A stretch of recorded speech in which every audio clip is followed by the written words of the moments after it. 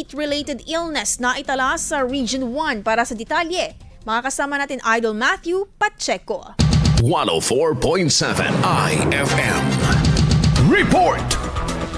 Nakapagtala ang DOH-CHD ng isang kaso ng heat exhaustion sa rehiyon 1 dahil sa patuloy na nararanasang mainit na panahon. Ayon kay CHD1 Spokesperson Dr. Rheuel Bobis, hindi naman umano malubha ito, gayundin ay hindi na kinakailangang ma-admit sa ospital. Diumano, ang pasyente na hindi na tinukoy pa ay nakaramdam ng pagkahilo, sobrang pagpapawis at pagsusuka dahil sa tindi ng init agad namang narespondihan. Dahil dito, patuloy ang panghihikayat ng health authorities na gumawa ng pag-iingat upang maibsan ang mainit na panahon. Kahapon, pumalo sa 47 degrees Celsius ang damang init sa lungsod ng Dagupan, nasa ilalim ng extreme danger level category. Kasama mo mula rito sa IFM Dagupan, ito si Idol Matthew Pacheco. Tatak IFM.